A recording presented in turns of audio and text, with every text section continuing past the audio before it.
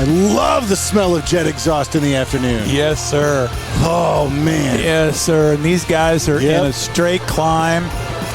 Yep. All right, so here's what we got going on. If you haven't caught the last couple episodes Inverted of Talking Winter with Swinter, that's what we're doing here. This is I'm Ken Bogeman. Sitting next to me over here is Jason Dungan. Hello. Yep, we're Talking Winter with Swinter on location from the Spirit of St. Louis Airport in Chesterfield, Missouri, where currently the Blue Angels are practicing. And because we happen to know some folks, we are seated maybe 100 yards from the runway. Wow. And, there go Angels 1 through 4 doing a low pass right over the runway. But that wasn't too loud. However, the cool thing is 5 and 6 are taxiing out right now. And did you notice there's a silver pickup truck that's behind them as they're taxiing? Uh-huh. Did that same truck taxi out with 1 through 4? No, I can't remember. It did not. Okay. All right. I just, tomorrow morning I happen to be going to an event with one of the Blue Angel pilots and the crew chief at a local high school here. Yeah, it's gonna be pretty neat. Yeah. And I'm gonna have all kinds of data and useless information and trivia to be able to talk about tomorrow. Okay. It's gonna be awesome. And I told Nicole that if it happens to be, never mind. I'm not. I may run away with one of the pilots. We're familiar with. Yeah, I'm familiar with fine. It's fine. Yep. All right. So on that particular procedure, I'm not sure what the policy is on that. It's fine. You know what we are. You know what we're doing. We're gonna keep this a rolling on our risk management little mini series here, if you will. Yeah. And we're gonna jump into insurance. Buying insurance. Yeah. Because at the end of the day, you would be. You wouldn't be because you've been, touring the country talking to contractors since, for the last several months. And so you've kind of gotten a firsthand look at this. But it is astonishing to me. Oh, man, they are booking now. Oh, yeah. Man. 100 feet off the deck. Yep. Wow. Man. Yeah. I can tell you that is probably 200 knots, 100 feet off the deck. You know what? I find myself wondering if as part of an air show performance, if they have to follow FAA regs and keep it, under, I can't remember if it's 200 or 250 knots. I don't know if they do or not, if they're performing or practicing. I don't think so. Because I know there's a temporary flight restrictions in this airspace right now. So yeah. I don't know. So anyway. this airspace is closed. So that's why I'm thinking they can probably do whatever they want. Yeah. Okay. Yeah. Anyway, so aside from being awesome, anyway, who else is awesome? We are. We're pretty good. We're pretty good. Yeah. I mean, we're not. I mean, we can't fly an F-18 12 inches from another one, but we can do. Not on purpose. Or for long. or for long. Yeah. That's fair. But what we can do is we can absolutely talk to you about your snow business, and we can try to help you with things there. That's actually what we do for a living. At Swinter Group is we've developed and issued SG Advantage software. Yep. We provide consulting services to contractors and attorneys in 30 states, actually. Which I don't know if people know that or not, but it's kind of fun. 30 states, and you've been doing that for a little over a decade now, right about a decade now? Almost a dozen years. Oh, yeah, so, there you go. It's a little over a decade. And so a big part of that is dealing with litigation, which ties right into insurance. And kind of before we got off on the tangent of awesomeness that are the Blue Angels just flew by, I am shocked at how little even really very big, very sophisticated companies have very little understanding of how insurance actually really works. Yeah. And when it comes right down to it, it's not the most glamorous or exciting conversation topic, so we're probably not going to get too much into it because we'll be in the weeds. While it is not glamorous, while it's not interesting, not something that's going to keep you awake if you've been driving for hours, but it is super, super important. Yeah, and so there's probably one of the most important things we're going to talk about over the next several days. Yeah, and when it comes right down to it, if you're in the snow removal business, and more than 50% of your revenue for your company comes from snow, chances are good you're in what's called the excess market, for your insurance coverage. And if you don't know what that means, ask your broker. If you're buying insurance in the primary market or the secondary market or the excess market, and that's a big deal, because if you're in that excess secondary type marketplace for insurance, it is costing you about double what it could be if you were in a more standard standard bracket for insurance coverage. And so that's something we can help with also, is getting you into those rates that are going to be better. But some things that we're going to toss around today here are going to be understanding how to protect yourself, and what the difference is between an expense on insurance and an expense on a claim, and how those two are very, very different. So when you have coverage and you find yourself tangled up in either a slip and fall or a trip and fall, or there's some other type of dispute, and you turn to your insurance carrier for help, There's likely going to be a deductible involved. Everybody kind of understands how that goes. But what people don't really think about is the time that you have to spend on that case. And my daughter actually is doing an internship at a law firm over the summer right now. And she was telling me that they were working for an insurance company that was defending a gentleman that was in a vehicular accident, and that gentleman did not show up for court. Oh, wow. Yeah, and what's bizarre was that guy got hit by somebody else, and the person that hit their client was the person that sued them. So this guy drove into a vehicle, hit it, and then sued the guy that was in the vehicle. I'm sure he was claiming that he was not parked correctly, or something was unsafe, conditions unsafe, or whatever. Yeah. Well, but here's the deal: the jury gave the plaintiff $75,000 after he had discussed his convictions for cocaine, and he had discussed his multiple other lawsuits. And I mean, this guy was your quintessential dirtbag. Yeah. Jury gave him $75,000 because the guy that he sued didn't show up. Is basically what it boils down to. This guy didn't care enough to be there. It was a problem. And so, that really lends to, how important it is not just to have insurance, but to make absolutely sure that you're involved in that process and you understand what's happening. Because what happens is when you have a claim, the amount of money that's paid out on the claim doesn't really affect you, right? As the insured, if you have one, $3 million loss, that is better for you than five $10,000 losses. Yes. And here's the reason why is as your insurance carrier, right? And so here we got the the Blue first Angels 4. 1 through 4 that taxi in formation. Yeah. And then pull into the ramp here. Man, I gotta bring rangefinder tomorrow, so I know how far away we are. I mean we're pretty close. We're really, really, really close. That's awesome. Anyway, so when you have multiple claims, it's only a matter of time before one of those claims is a big one. Yep. Right. And so if you're conducting business in a manner that is risky and is generating multiple claims, now you're on the radar, and now they don't want to insure you anymore because it's only a matter of time before they get a big one. If you just happen to get a big one, that's not anywhere near as big of a deal, because one claim isn't going to maybe kill you or your business. Wow, okay. Okay, 5 and 6 are off. Yep, here comes 5 and 6. Well, they're not off the ground yet, but yeah. And now they are. Oh, there goes number 6. Yeah!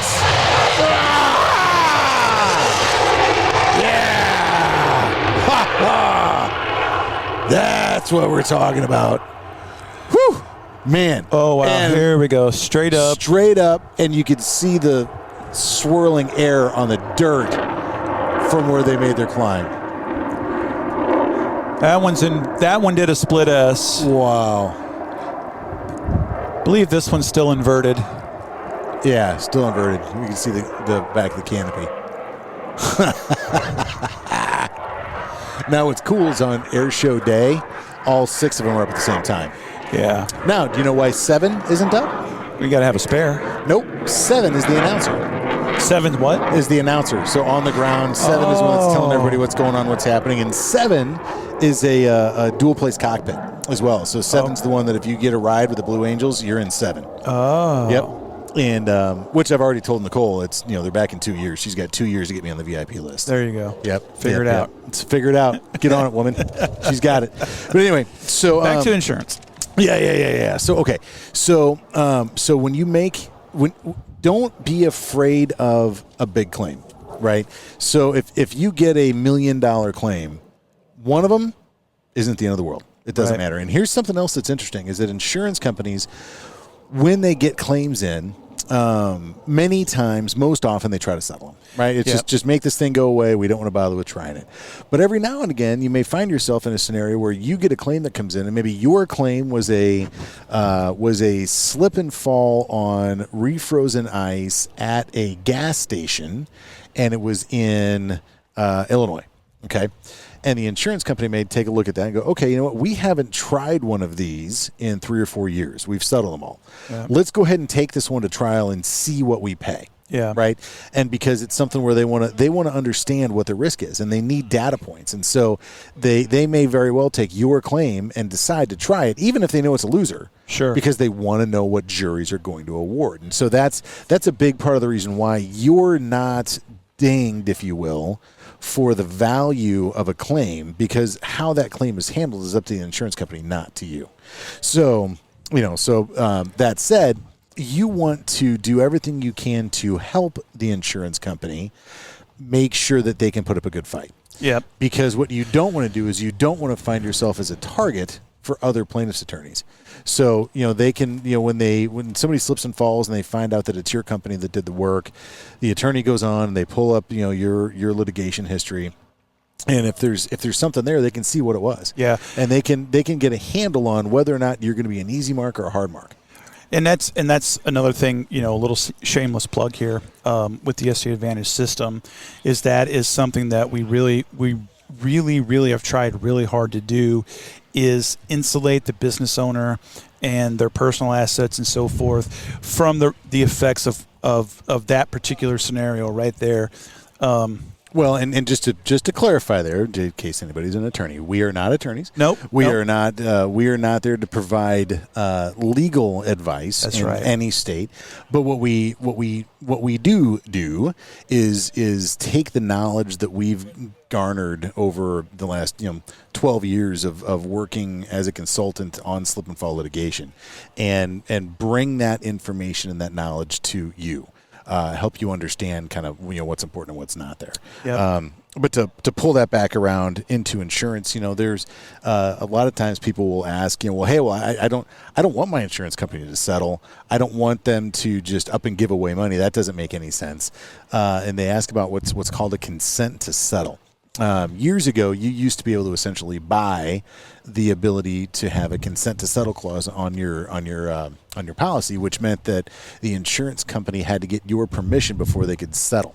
Insurance companies have really gone away from that. That's a thing of the past. It's not something you're going to see now. But self-insurance is a thing that is out there that you got to have a lot of dough laying around to do that. But it at the end of the day, what happens is there are companies where you can buy a self-insured policy through that gives you a lot more power at the negotiating table with plaintiffs' attorneys when you're being sued. Because you may have a $25,000 or $50,000 deductible, and so that settlement dollar is going to come out of your pocket instead of the insurance company's pocket, and so that's where you have a little bit of say in that. But if you're in, but it's something where that's a very, very small segment of the market that is able to do that. You have to have just so much capital laying around ready to go, and then there's rules and regulations and things like that make it tough to do. Yeah, so people like Warren Buffett and Elon Musk and Bill Gates and Jeff Bezos, those guys are probably who are those guys? Just some people with a little bit of money. Are they all musicians? They did. They're former members of the Beatles. Oh man, I thought those were the original members of Spinal Tap. Oh, that's it. Yeah, Spinal Tap. I'm sorry, I had my decades wrong. But nice. But those guys are almost certainly self-insured. Well, and you don't have to have that level of money. I mean, you don't. It's an extreme example, but the point I'm making is that you do have to have an immense amount of capital. Yeah. to be able to be self-insured. Yep. That's all these Blue Angels airplanes, they're self-insured. Yeah. You know what? I might ask that question tomorrow. We'll see. The U.S. government self-insures those. I would think so. But yeah. So something, and kind of a I don't know if it's going to wind up being a final thought or not, but another really, really, really big thing on insurance is understanding,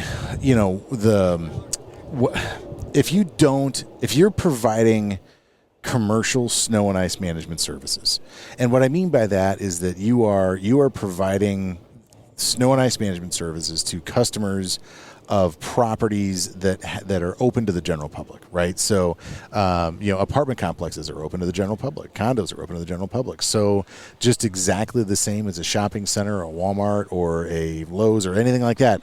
If you're providing services in any of those type settings and you don't have insurance, one of the things that we hear pretty frequently too from contractors is, well, I don't have anything. Come get it.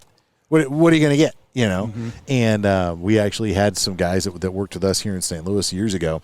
And he was a young guy, I'm going to 19, 20 years old, something like that. He was getting started, hell of a good plow operator, great guy. It was him and some of his buddies were all kind of working together doing snow. And they said, man, you really need to buy insurance.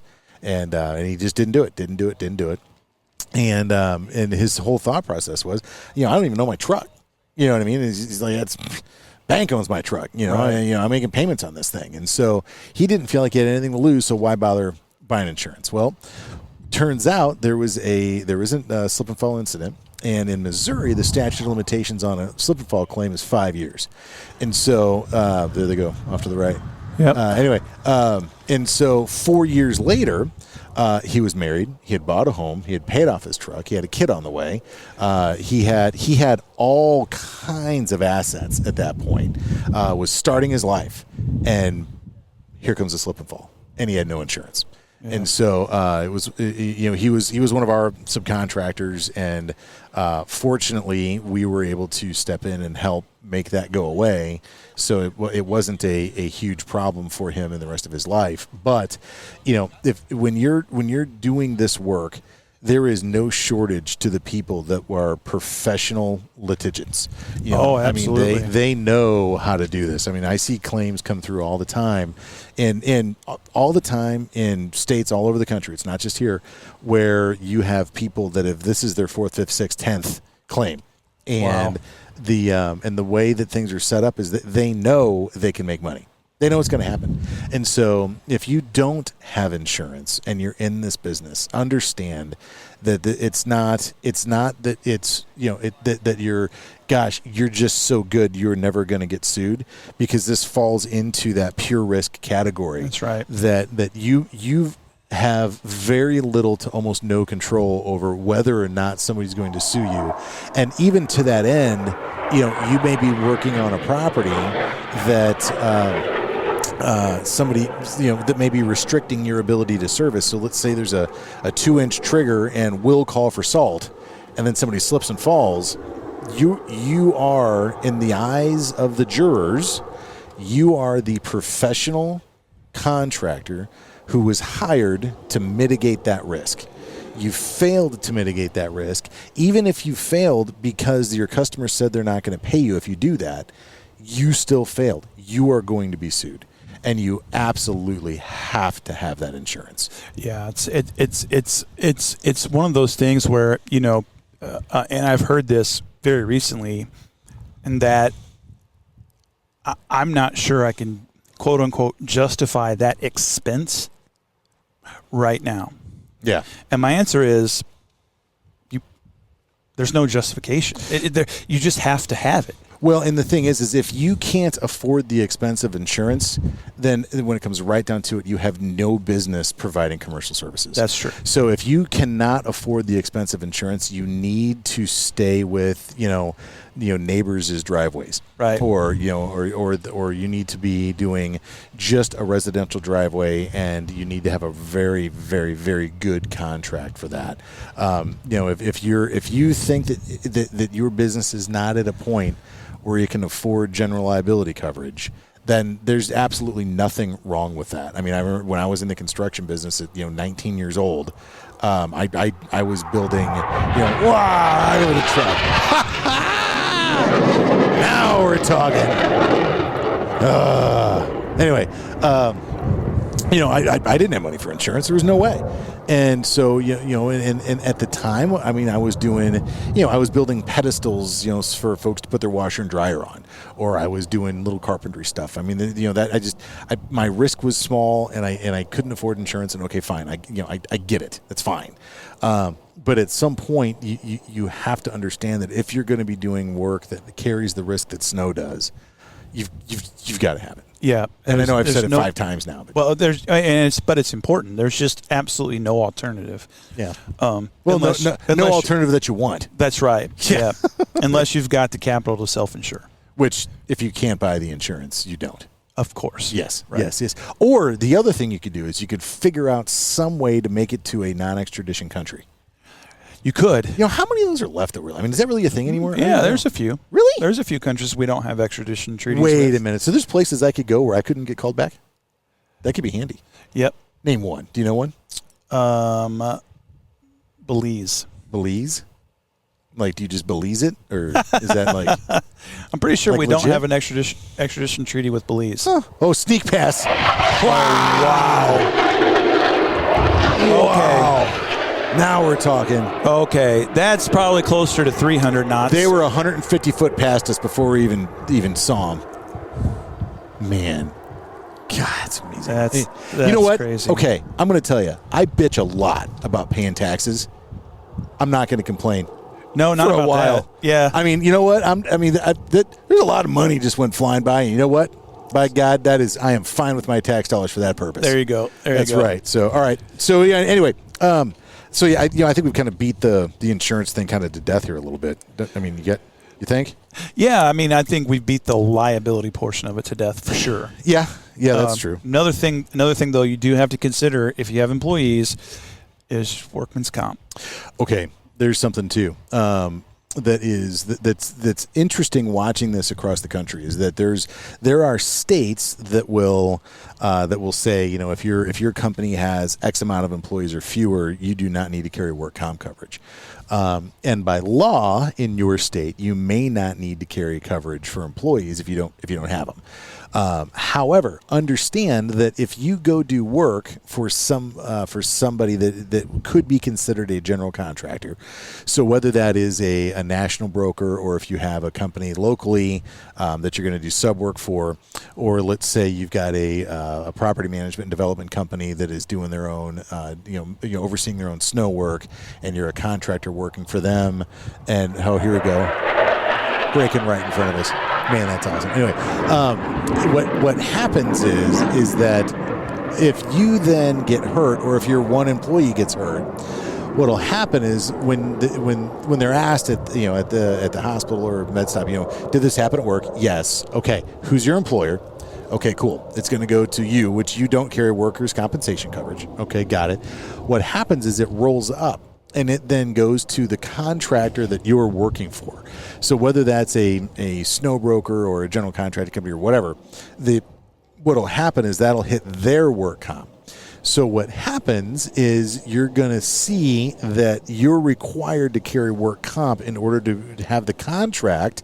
However, the state may not require you to carry work comp. And if that's the case, you got to just buckle up and buy it. Yep. And there again, we get into this conversation of, okay, if you're providing that commercial work and you're doing commercial snow and ice management services, there is a dollar tag that comes with that. Sure. That dollar tag is going to necessitate that you carry that coverage. Man, zero sound until right now. And now we can hear them, and they're 100 foot past us. Yeah. And they're not even scooting. They're two-thirds the speed they were last run. Yeah. Man, that's cool. Anyway. Okay, yeah. So you know what? I think that's it. I'm good with that. Yeah, Are you man. good with that? Yep. Man, well, so here we are. We're going to call that the insurance episode from beautiful Spirit of St. Louis Airport here in Chesterfield, Missouri.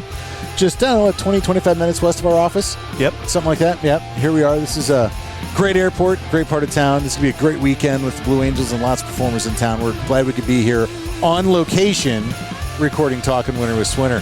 I'm Ken Bogeman. Over here is Jason Dungan.